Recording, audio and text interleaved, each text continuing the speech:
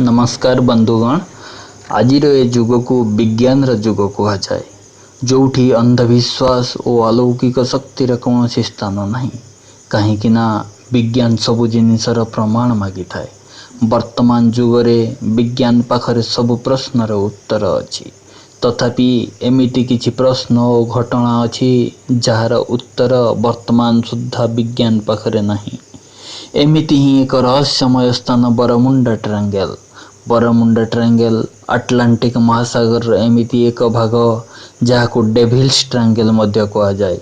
एही भागरे आज पर्यंत अगणित विमान और सामुद्रिक जहाज रहस्यमय भाव उभान हो जाइछन्ति एवं अनेक चेष्टा सत्वे भी सेमानकर कौनसी संधान मिल पारि नहीं। एही घटना एते रोचक और रोमांच भरा जे यार अनुमान आपण लगेई पारंती। एहा ऊपर अनेक बही और सिनेमा तैयारी होईची। ए होउची सेही रहस्यमय स्थान। अमेरिका नौसेना एमिति कौनसी स्थान को मानिबा को आज पर्यंत नाराज।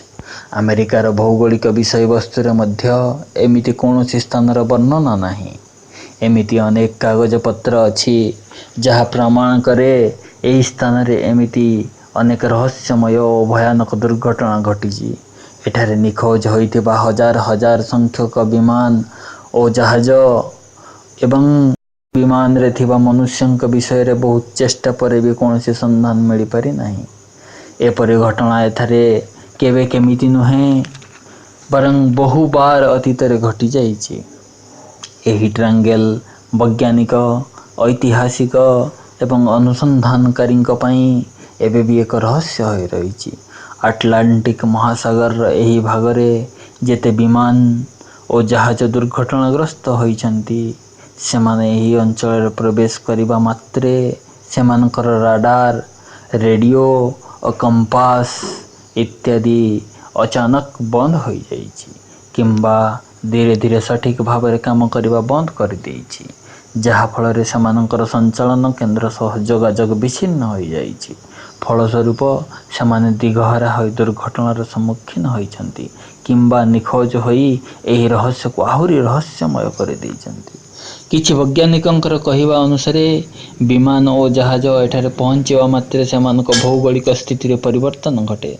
आसंतु बरमुंडा ट्रायंगल भौगोलिक स्थिति विषय रे जानिबा। वैज्ञानिक माने यार परिधि को फ्लोरिडा बाहामास और महासागर उत्तर अंश को गणना करुछन्ति। अधिकांश दुर्घटना यार दक्षिण अंश अर्थात बाहामास और फ्लोरिडार पाखापाखी अंचल रे घटिछि। वैज्ञानिकंक कहिबा कथा अनुसार एही अंचल प्रवेश करिबा मात्र के यांत्रिक त्रुटि देखा जाए, तेणु यार सीमावर्ती अंचल मध्य सुरक्षित नुहे। एही अंचल रे समुद्र और विमान यात्रा विपदपूर्ण अटे, किंतु कौन एही अंचल दे यातायात करुवा समस्त विमान और जहाज सह एपरि घटे? उत्तर होउछि ना। एही अंचल रे बहु संख्यक विमान और जहाज यातायात करती।